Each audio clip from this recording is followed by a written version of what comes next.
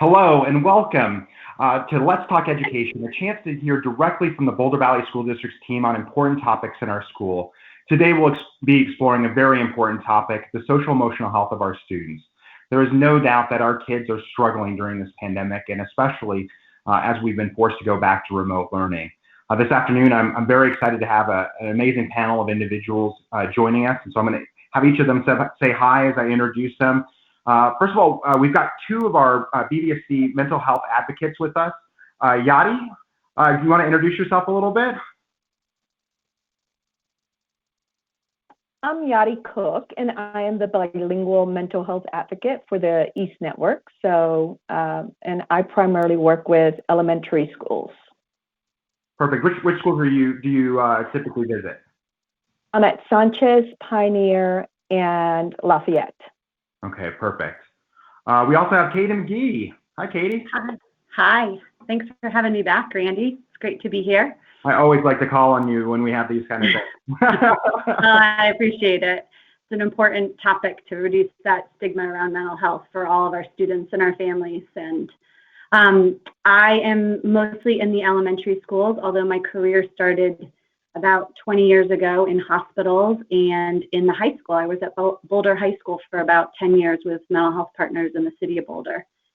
And now I am in the Northwest zone, and I am at Foothill Elementary, Gold Hill, Jamestown, Flatiron, Crestview, and Mapleton Elementary, as well as some of our middle and high schools when they're at crisis.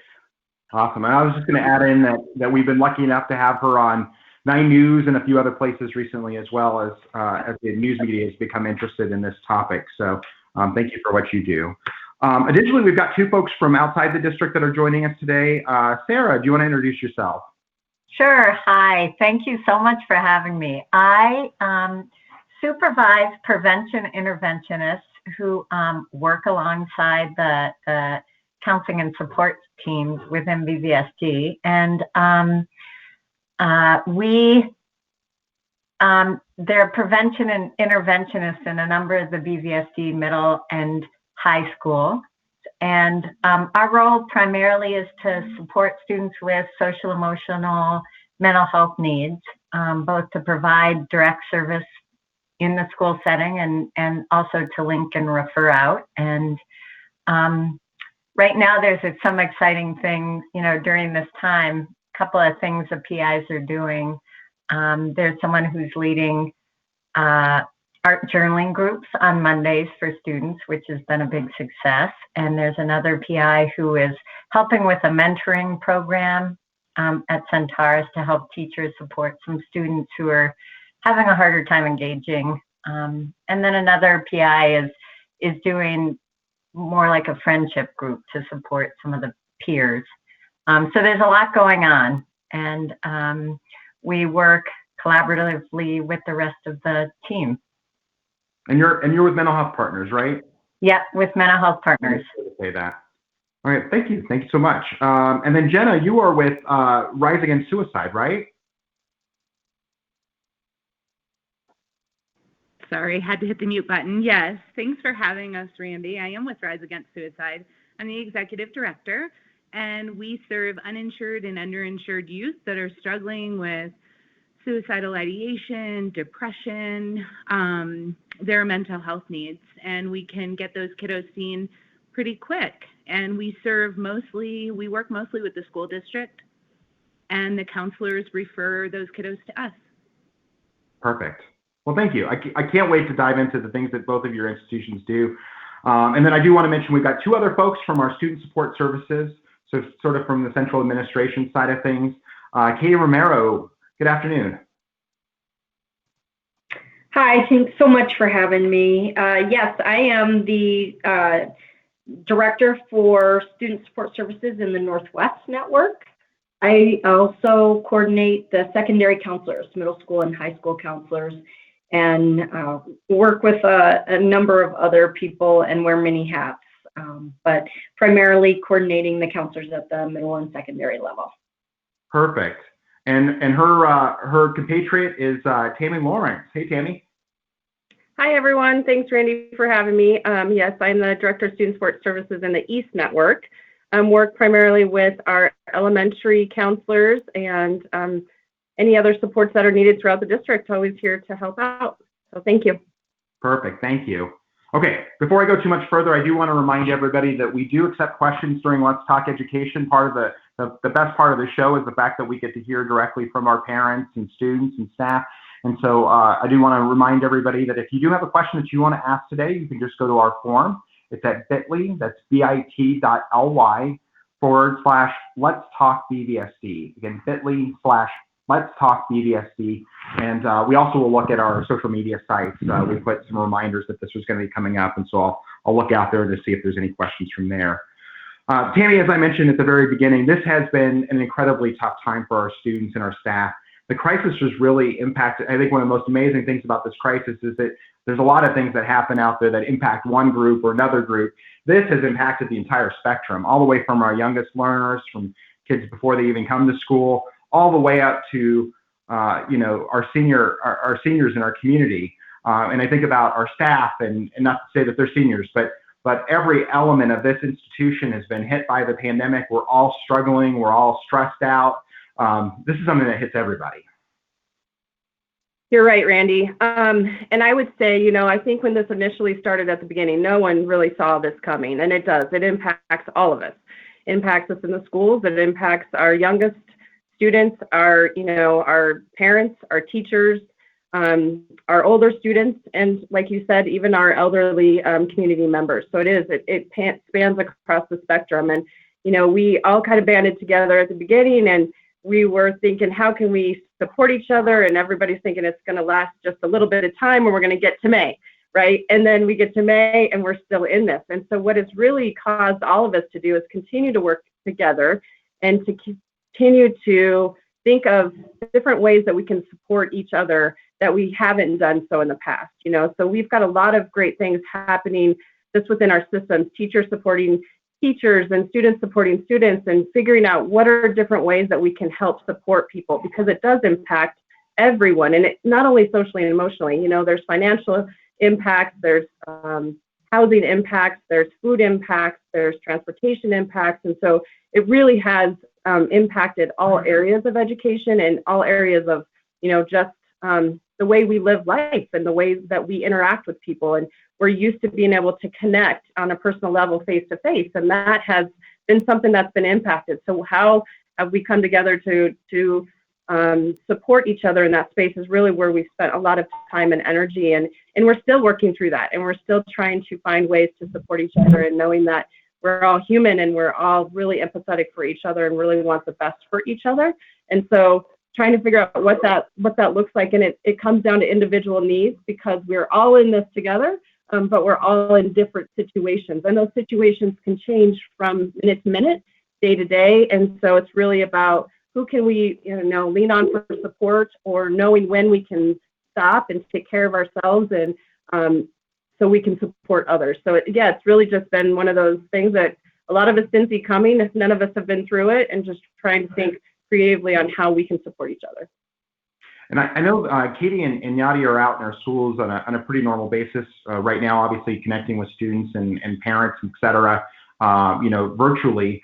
But I'm wondering, if you guys can kind of talk about, specifically what you're seeing out there as you're hearing from folks. Katie, do you want to start? You want me to start? Is that what you said, Randy? So I actually meant to say Yadi. I think I told her I was going to go to her first, and I apologize. Okay, thank you, Randy. Yes, all our families in BVSD have been affected by the pandemic one way or another, and they all have been affected in totally different ways. None of our cases are the same. So when we work with our families, our work is so individualized to the family's needs. Some of the stuff that we are seeing in the East Network is just basic needs: food, clothing, shelter, connecting them to the resources in our community, and healthcare, those COVID tests. Where can I go get my COVID test?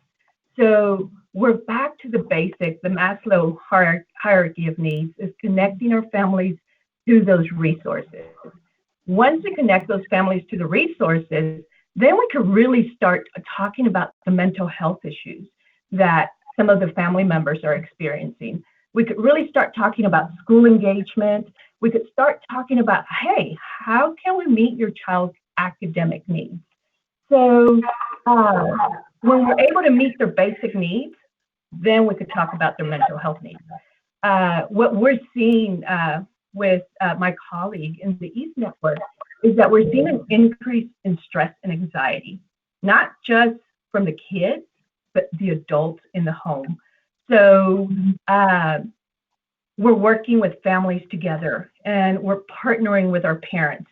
We're partnering with our community members in meeting the parents' needs. One thing in our student support services for the East Network is we work as a team because we realized we can't do it alone. We need our team to back us up. We need to make sure that we have those numbers from mental health partners, the other community resources to help our families. Also, there's an increase in grief and loss. And it's not just the loss of a loved one, but it's also the loss of jobs, the loss of your social network, your social group, your family members, parents losing that identity of being a parent and going to work every day to now they have to be the teachers. But so a lot of my work is really listening to what the parents need, and at the end of our phone call is taking that deep breath and saying, you've got it. You have the skills. We'll support you and we'll back you up.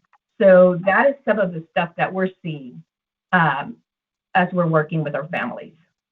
Well, I love what you were just saying there, because it really does feel like as we look out into our organization, as we look at different families, that it's such a spectrum in terms of what people are facing. And it, regardless of, their situation, there's a deep loss, whether that's, again, like you said, loss of job and the struggles there. And thankfully, as a district, we've been able to do some, with food services, get out meals, and community liaisons are out making sure that those get carried out to people, that kind of thing. But also for folks that I think about our seniors that are missing all these events, and that's a loss of a different kind, but it's still a significant loss. When you're having those conversations with students, I can only, and parents, I can only imagine that each and every one of those things is so different. Do you feel challenged as a professional as you're kind of trying to handle all that? Absolutely. And this is where I rely on my colleagues. I rely on Tammy a lot. And we have, for us, we have to have our support system as well. Our student support, each network has their own student support system, and we rely on them daily, hourly at times when we need that. In order for us to help our families, we need to make sure that we ourselves are mentally prepared to deal with the ongoing crises that we're dealing with, because we are in the same pandemic that our families are in. We're in that same storm. We might be dealing it with differently, but we're in that same storm. Thank you for that. And that just naturally leads over to Katie, where I know that you and I have had some conversations about how in some ways, and I know when you talk to people, it's almost as if people expect that things should just be normal, because so much of this crisis isn't an apparent immediate threat. It's sort of this looming thing that's kind of invisible out there. And so when it comes to, getting back to, everybody just wants it to be normal again as quickly as possible. And that's a struggle in itself when the crisis doesn't feel pressing in your right in front of you all the time. Mm-hmm. Not that we want it by any means, but It is hard. For some people, we can't see the stress that they're under. We don't know what is below the surface, and what those challenges are, right? And some people may not be as impacted as other people and want that return to normal and have big feelings about online learning versus in-person learning. And I think that's a piece of the school district that we've been trying to do, is come up with lots of different options and ways to support families in terms of education and resources and mental health support. And so that it's not just one size fits all, right? It's like creating the individualized social emotional learning plan for each family at the specific time that they need it. And what they needed in March may be different than what they needed in August, which may be very different than what they need today or what they needed yesterday because a new crisis came into their home or circle, right? And I think that's where we're trying to be really flexible and adapting. And I would agree with Yadi. We are seeing all of those things in the South Zone and the Northwest Zone as well in terms of Maslow's hierarchy of needs, learning and focus, massive amounts of stress in families and dysregulation, and lots of grief and loss,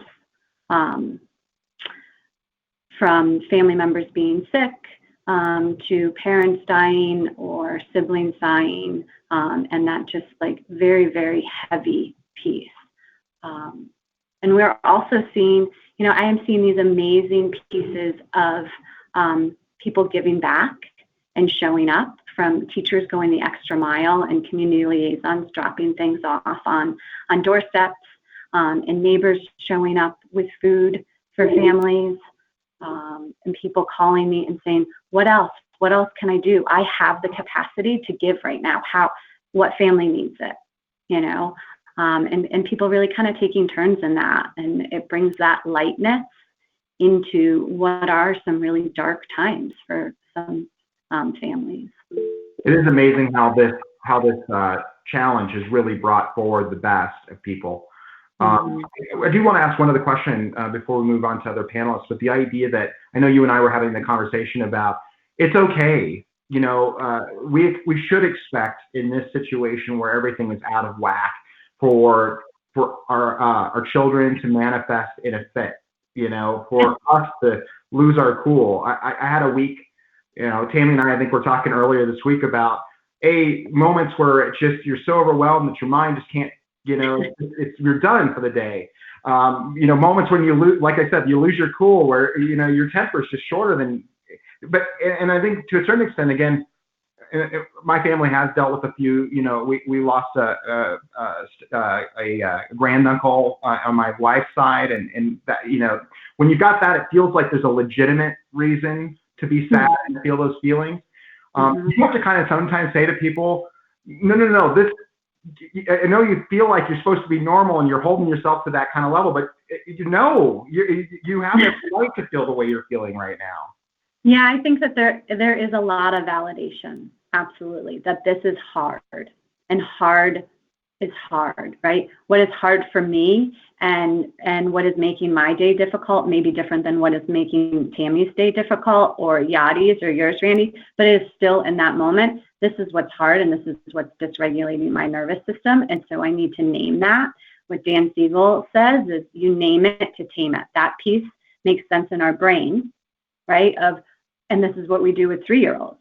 Oh, you're mad right now. You really want that toy?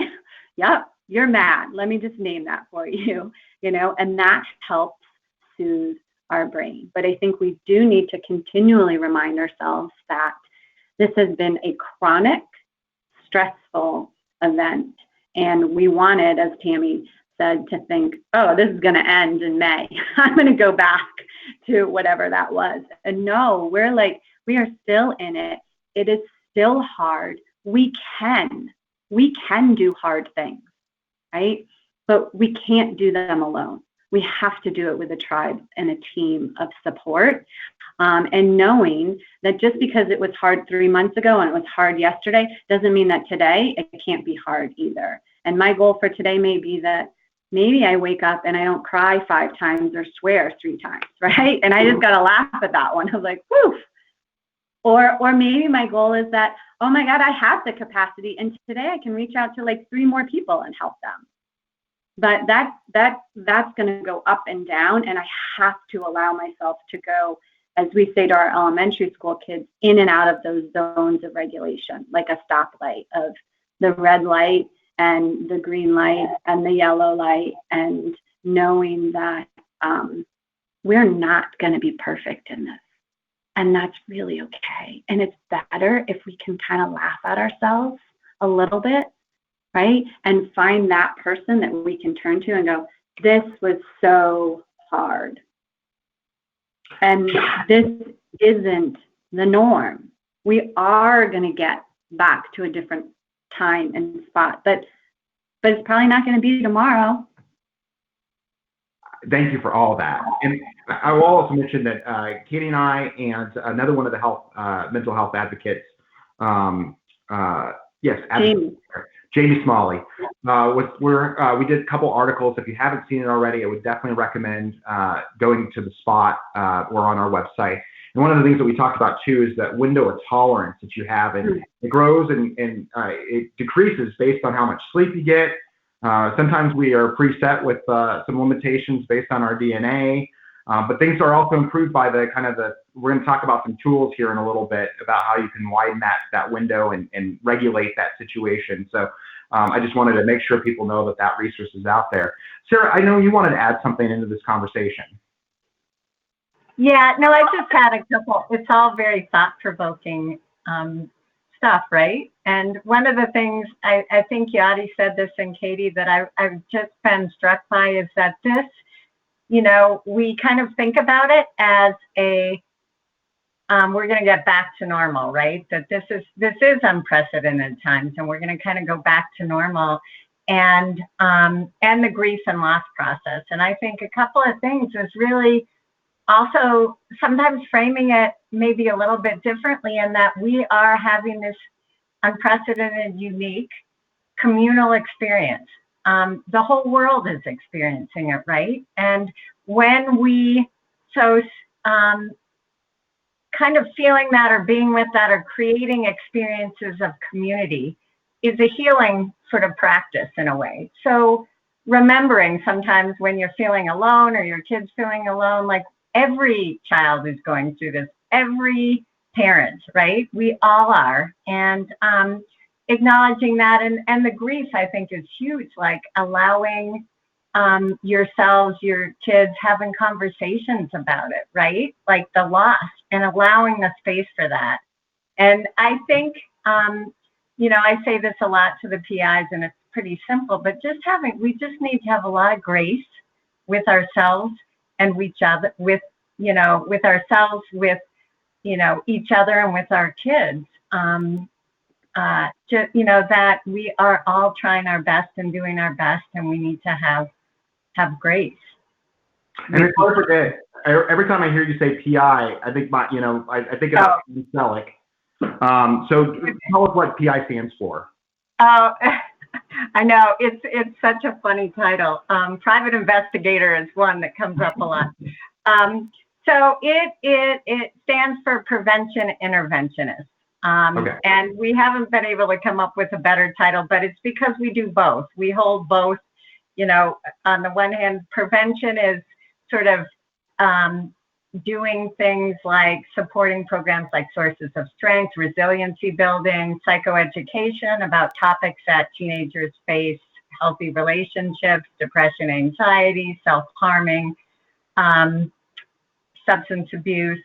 And then the intervention is more what I was talking about before. The intervention piece is supporting students with immediate crises that are coming up, assessing, getting them either the services, resources that they need, and or providing some of that ourselves in the school to the students. We also, with the intervention side, we're also available to parents.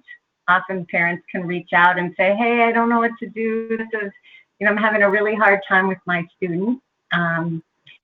So we also support students, and we also can support staff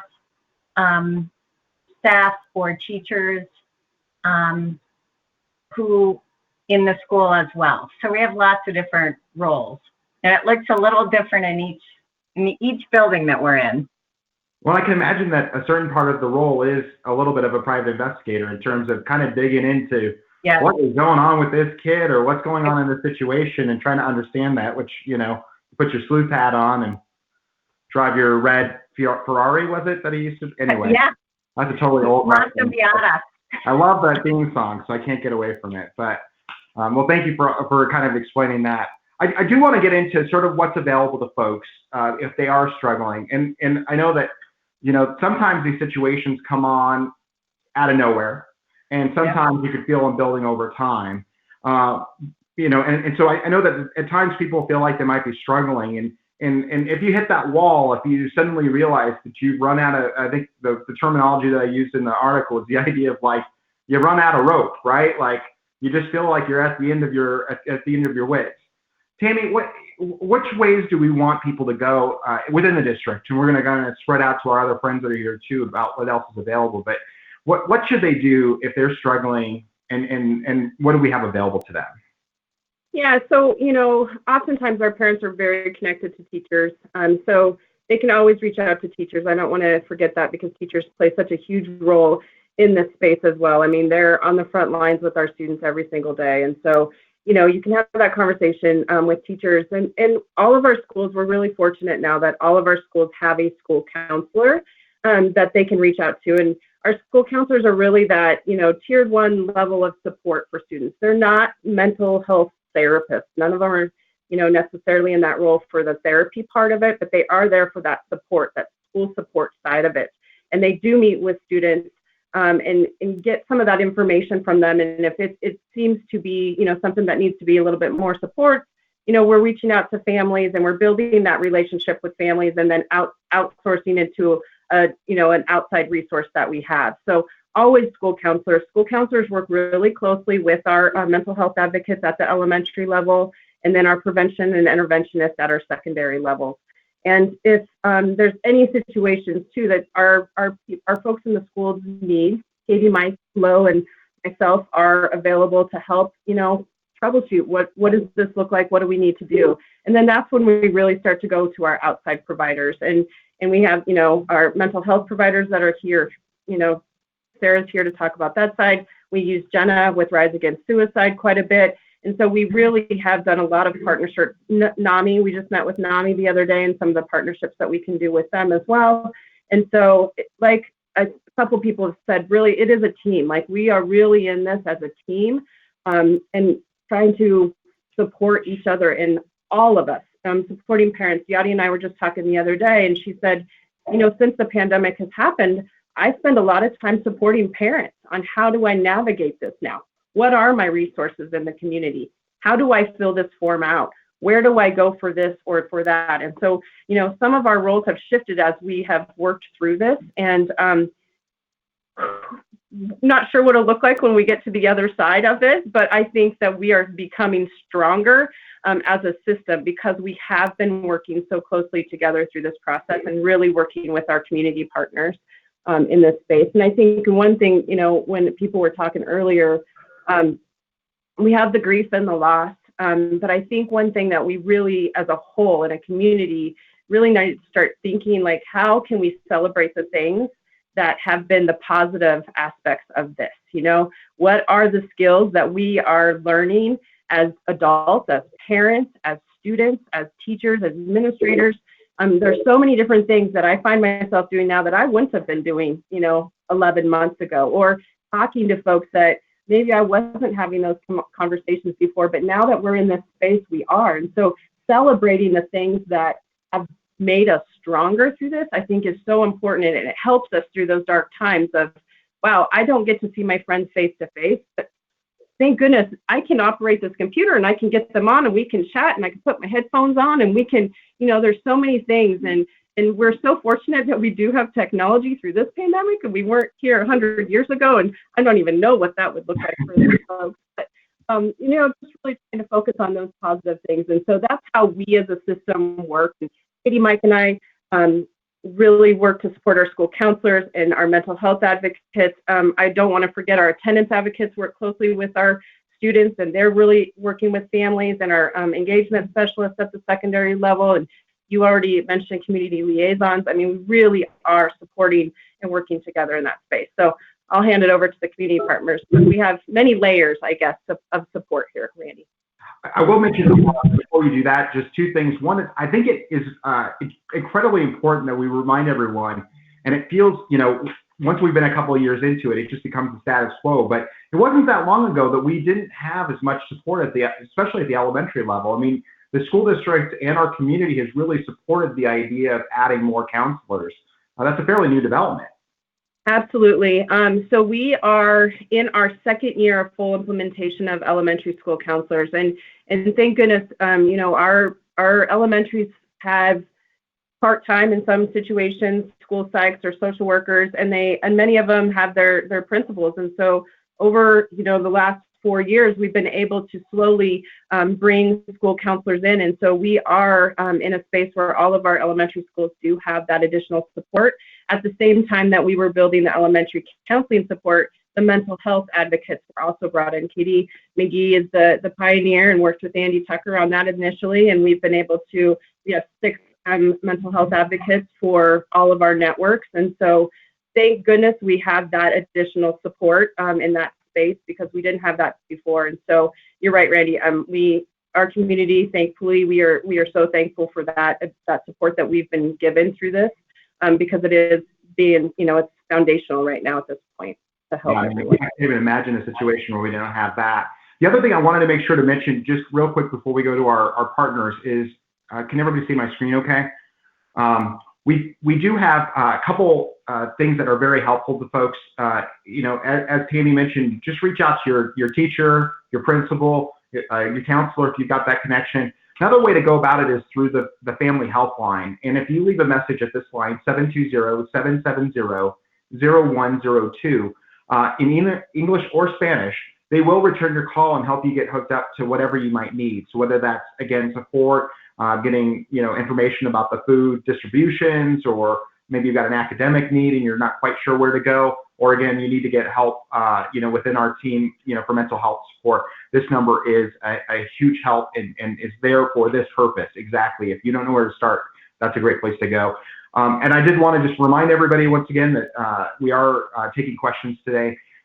If you go to bit.ly, that's bit.ly/Let's Talk BVSD, or you go to our posts that are on our social media channels, we'll be happy to try to pull up some of your questions as we go. And so I want to keep this party going here and go to our friends in our partnerships. Sara, do you want to talk about mental health partners? As you're already kind of painting the picture for how we work together. But I also know that you have a lot of events that you guys are also putting on this time of year that are really meant to help both students and parents. Right. Yeah. No, thank you. I wanted to add one more thing to Tammy, because I didn't mention it, that I also supervise in the elementary level school. We have a program called the Family Resource Schools, and there are mental health clinicians, so similar to the PIs, but they really do brief episodes of treatment with kids that really need that support in the school. It's a wonderful resource, and we're in a number of elementary schools, so you can get counseling right there in the school setting. So we do have that at the elementary level. And also just want to give kudos to the counselors and the school staff. Like through this time, I have been, and the PI is incredibly impressed by how hard people are working and how much they care about the students and trying to get them linked and engaged. It's been really, really wonderful to see how that's happened. So in terms of mental health partners too, there are often lots of resources listed on the website itself. Currently, for over the holidays, 2 events that are taking place, and I think they were listed. Chris DeMarco, who is the manager of the Child and Family Services in Boulder, is going to lead some meditation, mindfulness workshops for teens. And they are going to be Monday, Tuesday, Wednesday, the first week of break, and then I believe, or Monday, Tuesday, the first week of break, and then Monday, Tuesday, Wednesday. And you register through Eventbrite, and I'm pretty sure it's on the website, some of the school websites. And there also are going to be One of the other clinicians is putting out sort of kids 5 through 12 parents COVID coping camp, and on different days over break, and that's for parents and kids to attend together. We also always, we have a walk-in crisis center that people on Airport Road that you can go to at any time. We also have a crisis line that people can call. So there are many resources, as well as, we offer outpatient counseling to adults, kids. We have psychiatric services. We do groups. So all sorts of resources. I'm always amazed too that you guys always have this running list of events that people can right now it's all virtual, of course, but right. That people can participate in. I think it's free or low cost at least, but yeah. Always totally interesting topics. Yeah, no, we offer it. Yeah, sometimes it's hard to keep track of. That's the other thing I've discovered, that, right now there's a lot of resource, and sometimes it's hard, I think, for parents or people to know, what to respond to, right? But yes, the best way probably is to look on the MHP website and sort of see what's going on. Perfect, thank you. All right, Jenna, I know a couple things. First of all, you guys recently just changed your name. So if people have not heard the name of your organization, Rise Against Suicide, that might be because you guys were called something previously, right? Correct. We were formerly Second Wind Fund of Boulder County, and we just changed our name this summer. And you guys do a lot of work with us in regards to suicide prevention and other things. You want to just give us kind of the big ballpark? Sure, yeah. I would say, first of all, thank you again for having me. And I'd say we're probably a little more intervention. We work with school counselors and your school interventionists. I work really closely with Tammy and Katie. And what we do is a counselor will kind of assess a kiddo and determine if this child's really struggling with depression or suicidal thoughts, or just and needs some help and needs immediate help. So once that counselor does that assessment with the kiddo, they can then refer that kiddo to Rise Against Suicide. And Rise Against Suicide has a roster of licensed and insured therapists. And that child can choose a therapist and start seeing that therapist. Now, one thing with our services, Randy, is we do serve uninsured and underinsured youth. And I want to clarify what underinsured means, because I've had some questions from parents and from counselors. So that can mean the kiddo has insurance, however, their deductible is too high. They actually can't find a counselor. They can't find a therapist that's available to see them. And then they can come to Rise, and we can get them in with one of our therapists. It does not cost anything for the family. Rise Against Suicide pays for all of the therapy sessions that these kiddos have with our therapists. We start at 8 sessions. We can extend to 12. Right now during COVID, we're finding that it's really difficult for kiddos and families to find available therapists, especially in a timely manner. We can have our kids seen within 24 to 72 hours, which kiddos that are struggling really do need that. And so we've extended our services to these children past 20, and we'll never let a child go if they're not ready and they're not finished with their therapist. So that's it. That's what we do. Again, it's quick. We can get the kiddos in quick. We don't have a lot of paperwork. I think that's important for parents to know as well. We really, really rely on our school counselors. I work very, very closely with your school counselors. And we communicate often, and we can get these kids seen really quickly. Excellent. And quickly is a really important thing when it comes to suicide prevention. It is. I know that we have a website. I might bring that up after you talk next here. But the biggest thing, if you notice a student that's acting, strange, and there's a kind of a list of possible warning signs and that kind of thing. If you have any sort of indication, or oftentimes people that are suicidal will say, they'll actually come out and tell you that, a few things that might indicate that they're suicidal. why don't you talk to us about that? But what I'm trying to get to, I'm really blabbering here, but my main point here is do not hesitate. Do not wait. Like, stay with the student and get help, right? Because, you know, if you wait hours or days, you know, something can happen here. Yeah, that's true. And another thing I should probably say before we answer that question that I'd like Katie to talk about in terms of the signs, if you don't mind talking about the signs, Katie, and what parents can look for, is parents can call us directly as well, Randy. So if parents can't get through to the counselor for some reason because they are way overloaded, completely understandable, they can always call us directly and we can get the kiddos help that way.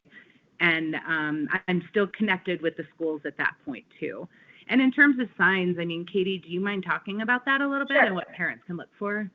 I am absolutely happy to talk about that. And Sara, please chime in, and Yadi, Tammy, and Katie. You know, it's I think that the big signs and pieces are, how are we attuned to our kids?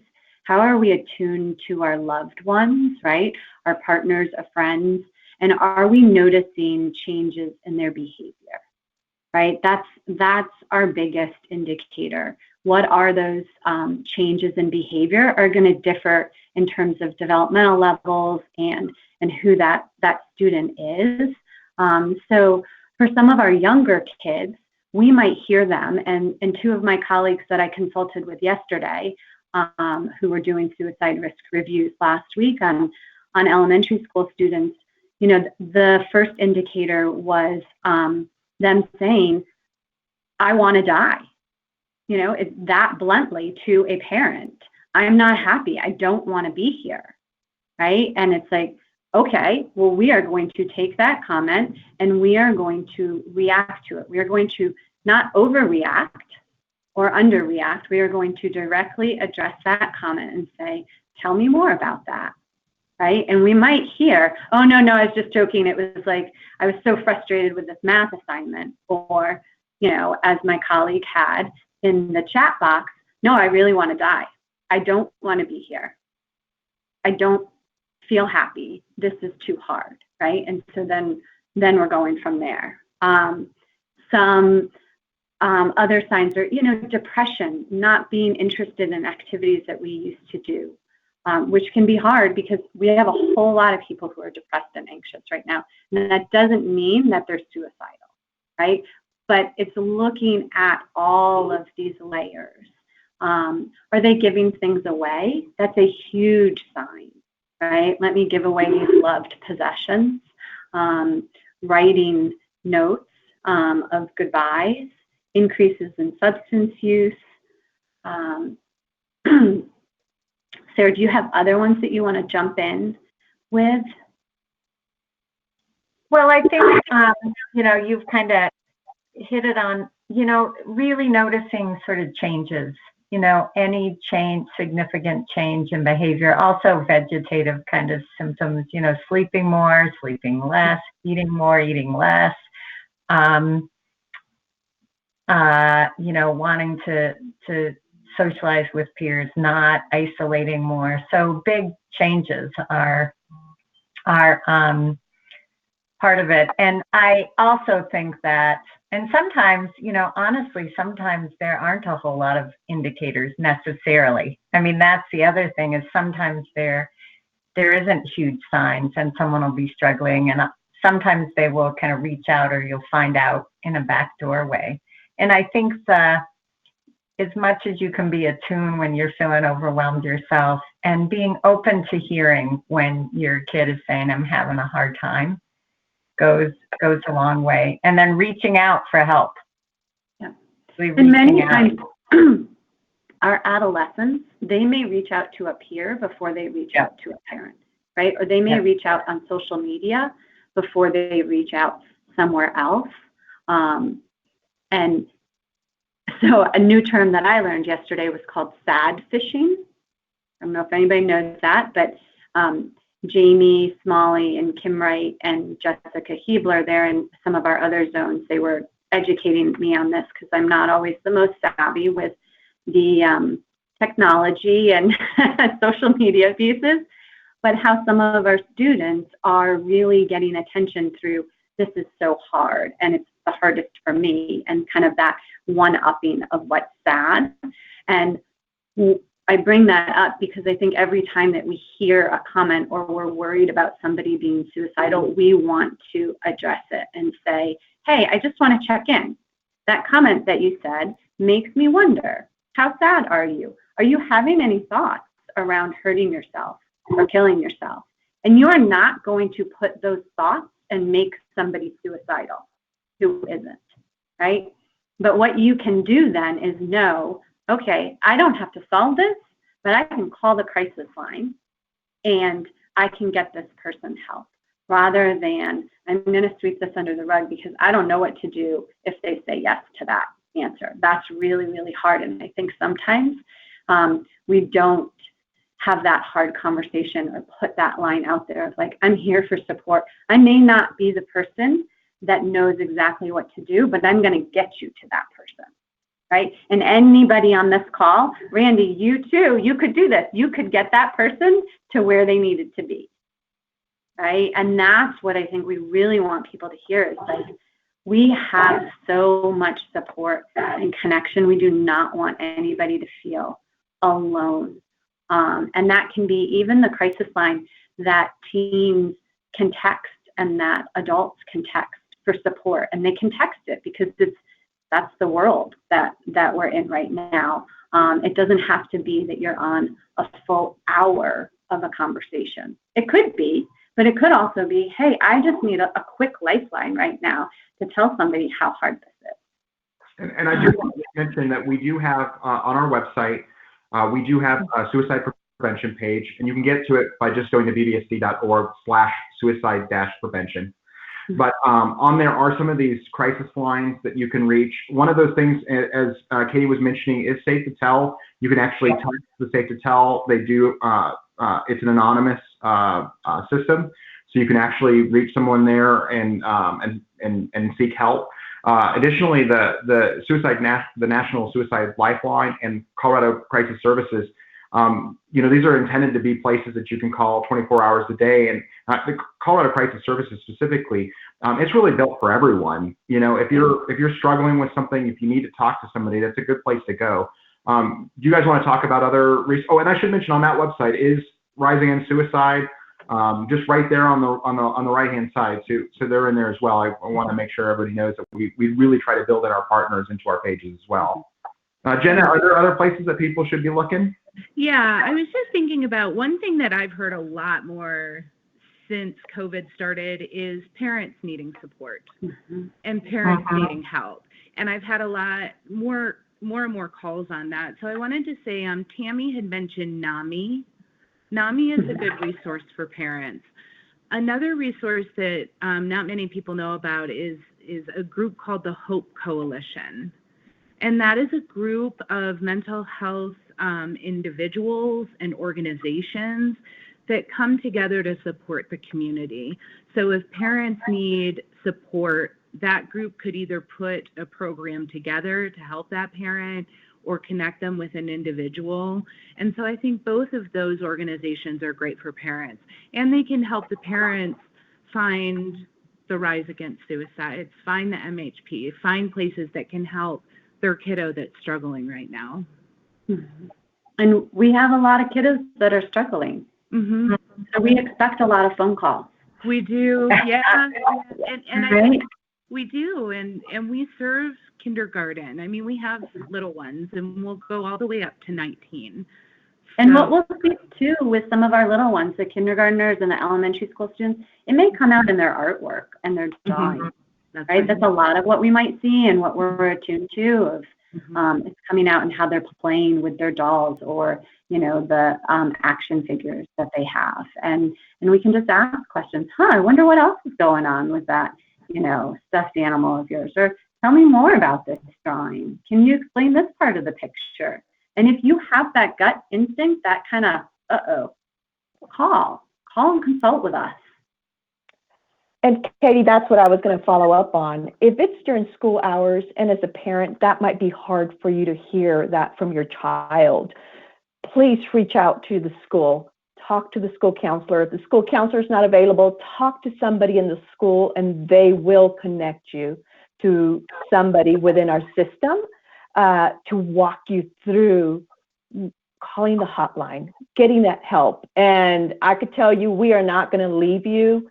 Oh, my time's up, I have to go. No, we will walk you through till we know you're in a safe space, that you receive the help that you need. So call us. If it's during school hours, pick up the phone, parents, and call us, and we will walk you through that process.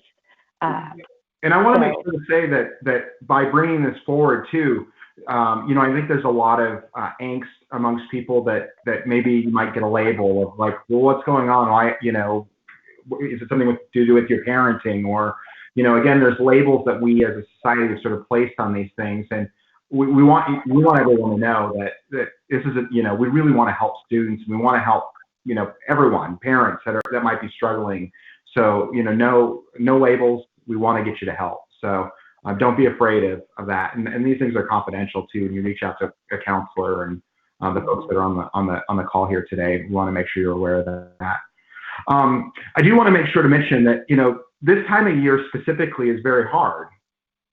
Typically as the light, our days get shorter. This is the time that we have to watch out for students. And on top of that, with the pandemic, it's sort of like, I don't know, like multiplying factors for this in terms of this. And yet I know that our friends from our organizations that are with us today, will tell you that we're actually seeing less people coming. I think there was actually a story in the Daily Camera about this, but less people actually making those calls and doing that kind of thing. So we know, just typically, and that's part of the reason why we sent out a letter this week to really say to people, like, let's keep an eye out on each other. Let's keep an eye out on our students and on our neighbors, on others in our community and that we're connected to, because this is really the critical time until we get a little bit more. Not any time of the year can be a time that can be struggles, but this time of the year is especially hard. Sara, do you want to talk about that? This is kind of a time when you really have to watch folks. Yeah. Well, I think that the holiday time in general brings up a lot for people, right? Because it can, often there are expectations and family traditions that people have. And if you've lost someone around this time of year, sometimes you're thinking about that, besides the light and darkness. And so I think, this year in particular, since our what we normally do, we can't do in the same way, so it's going to bring up that. And I think with that, encouraging families to create new traditions or, find ways to have structure family time with fun and, as much as you can light, and come up with new traditions that have meaning. But it is typically, this is a hard time of year for many people, not all. I mean, everybody's experience is kind of unique. And I like that we do need to all watch out for each other and reach out if we need anything. Because again, we are all in this collectively, right? And like Tammy said, we all are too. There are some gifts from it that maybe we don't know yet, but we, are there also. So. And as we kind of talked about in the letter, we definitely want to make sure people are aware of the fact that these longer periods of time when kids might be, sort of on their own, to their own thoughts and their own things. That's kind of a time that you have to be sort of thoughtful about this. I also want to mention our producer, Patricia Valderrama, wanted to make sure that we said that, students should also call if they hear of somebody, one of their peers that are struggling. Again, any of us, as they said, even me, we can all play a role here. You don't have to feel like you're skilled or know anything about this. Tammy. Yeah, I was just thinking about my own family, my own house, and my kiddos, and I've got a middle school student, and we struggle with things too at times. And there, about a year or so ago, we had a conversation, and it's always those, how are we feeling, how are we doing? And in that moment, I said, you know what? Why don't you save it in your phone, the text line? if we have it at our phone and you're up in the middle of the night and you think you need to talk to somebody and you don't want to wake us up, you can always text. And I think that goes for all of us. Like, we can all save that text line in there, and all we have to do is, send the word and talk to that number, and somebody's going to reply. And so I think that's always something that we can, share out with others too. We can check on each other, but we know that people are alone sometimes. And if we share that message and we let them know they can save it in their phone and they always have a lifeline right there, even in the middle of the night, then you have that space too. So just thinking through. Someone cares about you. Katie, did you want to add to that? I was just going to say real quick, everybody's been so thoughtful. Yeah, we have 2 Kathryns, 2 Katies. Everybody's been so thoughtful on this Let's Talk. And in summary, I heard things like give each other grace, give yourself grace. I heard reach out, that there are ways to reach out, check on one another, care about one another, give yourself time to experience new thoughtful traditions and family time with your family, with your friends. Utilize the technology. I heard that. We have platforms where you can connect and network. Shoot, I just heard about playing a game through Zoom or through Google Meets, which I hadn't even thought about. But there are ways to connect and try to get some semblance of feeling like you're interacting and socializing and connecting with other humans. And we need that as human beings. We need that interaction. And although we can't, hug everyone and see everyone and get together in large groups, there are ways that we can continue to support and connect with one another. And so I just wanted to summarize and say how thoughtful everybody has been on this panel today. Well, I thank you for that. And I don't want to forget Katie McGee. One of the things that we talked about in our article is about the idea that all of us need a toolkit. We all need a group of exercises that we can pull out and breathe and stop and do these things. So again, we kind of listed out some of those things. But what you had mentioned that you have something that you oftentimes will use with people. I do. So we do need a toolbox, right? We can't always use the hammer. Thankfully, my dad has supplied me with a Phillips head screwdriver and a couple others that I pull out every once in a while, right? So the number one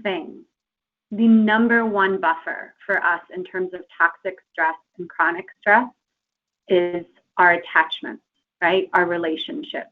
And we know that from the ACE study, which is the Adverse Childhood Experience Study. If we build resiliency and relationships, that is the number one thing.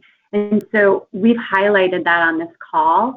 And the piece around that is it's not quantity, right? Mm-hmm. Not quantity in terms of number of how many likes do I have on my Facebook page, or how many friends do I have, or how many hours of this have I had, but it's the quality of that relationship. And can I call that person in my oh no moment, right?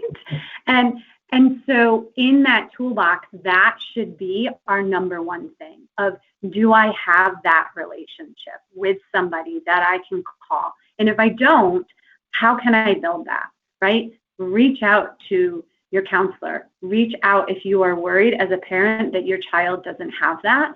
And in this overwhelm of I have to do everything, or I am so busy as a parent, one thing you can know is you don't have to be everything all the time, 24/7 with your child at home, right? But if you can bookend the day a little bit of, can I tune in and increase that quality of connection in the morning as they're waking up, to start that day, to prime their brain, and as they go to bed, to soothe them, right? So what I'm doing is I'm creating that secure attachment by seeing my child, right?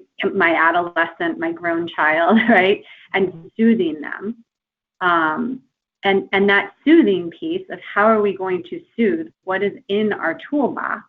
One of the number one things that we can do that comes from the neuroscience, right? It's not rocket science, it's not brain surgery.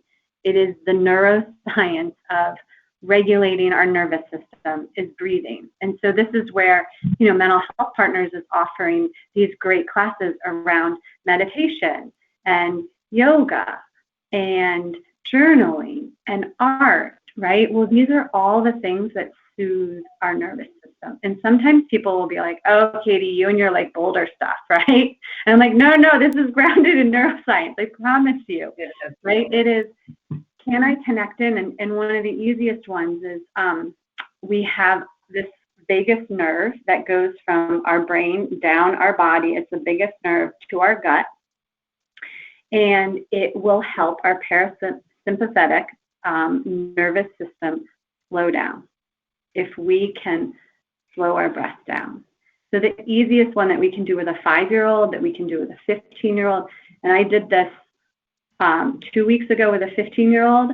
I did it 2 days ago with a 5-year-old. I did it with a 45-year-old during Thanksgiving, right? I was like, I just want you to put your hand on your heart. I want you to put your hand on your gut, right? And I want you to just breathe. Just notice if your breath is shallow. Notice if your heart is racing. And try to slow that down just a little bit. And take an inhale and slowly exhale and raise your belly up so that you can feel that. You can feel your hand moving. And then connect in to what's going on in your heart. And if you have like a gut instinct, because we have so many neurons in our gut, that's why if we can tune in, we have that saying of what is my gut instinct, right? And can we do these little sips of deep breathing all day long? Can we do it before we open up our email that says we have 120 emails to go through? Can we do it as we see that text message come in that may or may not be the response we want around something? Or our teenager who is screaming at us that they're not coming out of their room and that they are not doing online learning today, right? The biggest thing we can do is regulate our nervous system because we are the thermostat in our house for our kids, and knowing what's going to trigger us and how we can respond to them in a way where we are seeing them and we are soothing them while we're doing that for ourselves. And it won't be perfect, right? I'm not saying you're going to do this and all of a sudden, oh yeah, that was easy. No, there is still going to be those flips, but it is then catching ourselves and going, okay, I'm back to here, right? And building that toolbox of, with so many other pieces in terms of exercise and mind and body and smell. Smell is huge. It goes right to memory.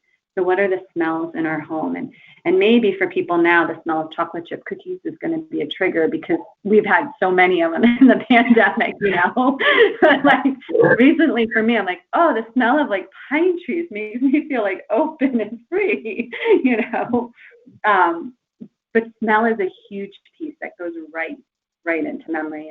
And how can we decrease those cortisol levels for our body? Those are big things. And these are the pieces that Mental Health Partners, that Rise Against Suicide therapists, that all of our counselors and our mental health therapists are kind of working with families on what's in your toolbox and how can we add to that? Because, you know, that one hammer that we used last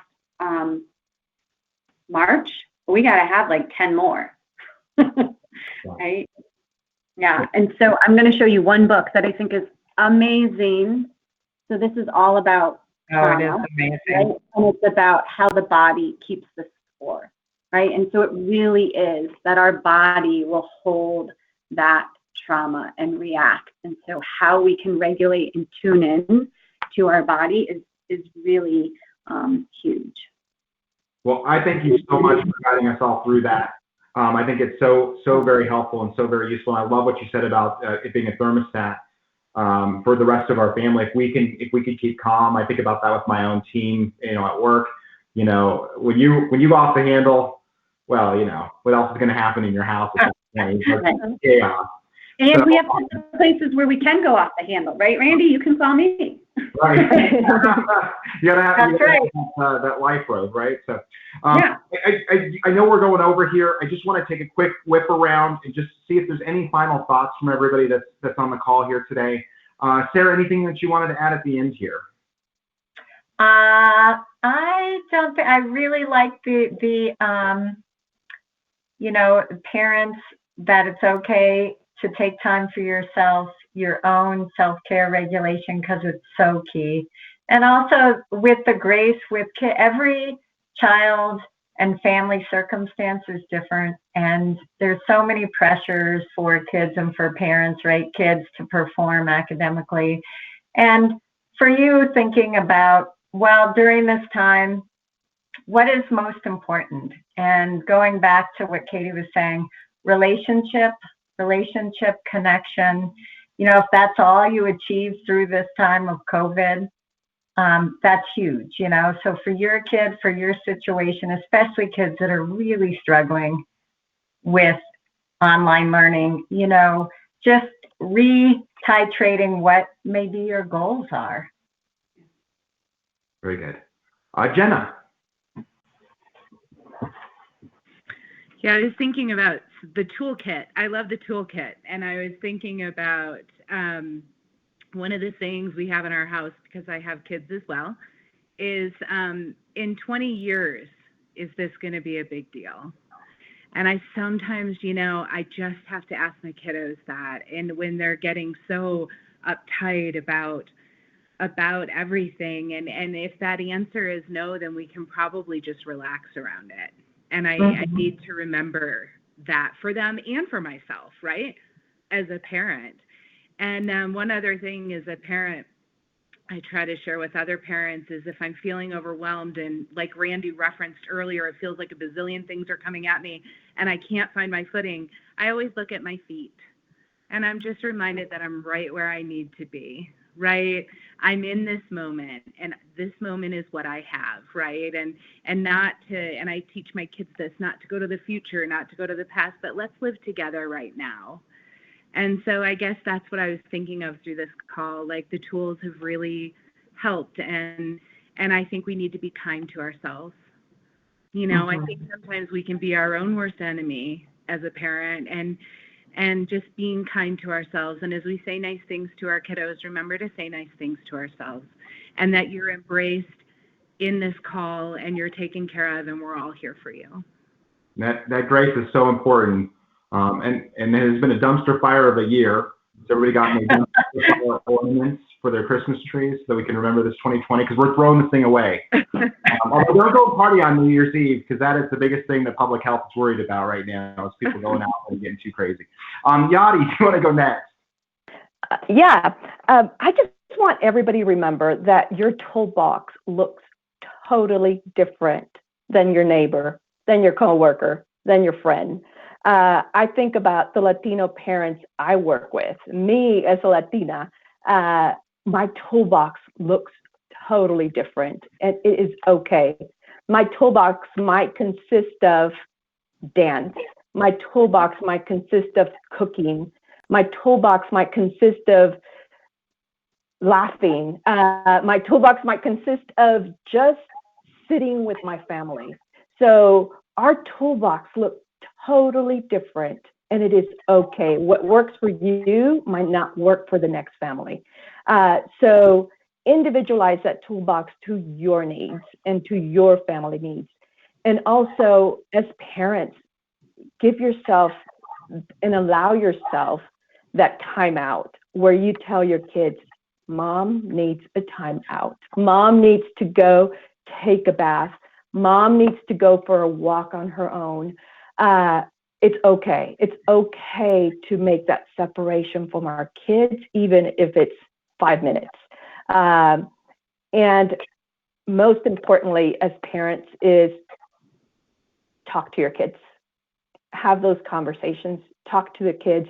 Talk to them daily. I have a teenager that I have to pull words out of at times, and it's okay. If I get, Mom, I'm fine, I'm happy. And there's days where they're very chatty. So give yourself that grace as a parent, and you're doing the best you can with the situation we're all are facing. And make sure to enjoy that chirpy bird moment, right? Because those are usually come like right in the middle of a stressful thing, and you're like, but chirpy bird is here. Okay. Remind myself to do that. Katie McGee. So I heard in one of my clinical meetings today a piece of a father who had reached out because he needed some beds for his kiddos. And it took such courage for him to make that call, and vulnerability, right? And his response to one of the counselors and principals was, I had no idea that people cared so much and that there was so much support. So please take the courageous step of saying, this is what would help me right now, and we will meet you. Excellent. Katie Romero, I know you did a really great sum up already. Anything else you want to add now? No, nothing except take care of yourselves, take care of each other, take care of your kids, and we're all here in the same boat together, rowing in the same direction, and we'll get there. Excellent. And Tammy, we were jokingly saying that we could go, you want to go to 9 p.m.? I told you that we could have this kind of conversation. I love talking to you guys and this whole team. This is a conversation that we probably could take for hours. What else would you want to add? I'm going to piggyback on Jenna. I think kindness to ourselves, kindness to one another. Remember, we're all in different spaces. We could be at the grocery store and there's somebody that, is snippy or does something, and just know that being kind to them in that moment is probably what they need, and whatever they're going through in that moment, they're going through, and we're all in different spaces. And I think, kindness and caring for each other goes a long way. So, but not forgetting ourselves, be kind to ourselves, and it's okay that we're not going to have it perfect right now, because none of us are, but we all are working hard. I know that. So that's it. Thank you. Awesome. Well, we want to mention, speaking of kindness, be kind tomorrow when we make the big announcement in regards to what's coming up next in January. We do expect that we'll get some emails about it, but just know that we will be making the announcement for parents, hopefully in the morning tomorrow. We have set up, because we love Let's Talk and we want to spend another evening with our families in regards to this tomorrow. We have an English version set up at from 4 to 5. To answer your questions in regards to the new plan that will be coming out. So again, we hope to have that earlier in the day and then a conversation about it in the evening. Additionally, if you know Spanish speakers, from 5:30 to 6:30, we'll be having a Hablemos, which is the Spanish version of Let's Talk, to talk about the reintroduction plan, as well as some of these same topics that we were talking about today. We want to make sure that we're also talking about the social emotional health of our students. So please set your alarm for 4 tomorrow for the English, 5:30 for the Spanish. And I just want to thank everyone for joining us today. We did get a shout out from a parent who has an Emerald and an Aspen Creek students. And so I just wanted to thank them for tuning in today. And thank you to our panelists. What a great conversation that we had. I hope that you have a great evening. Take care, people.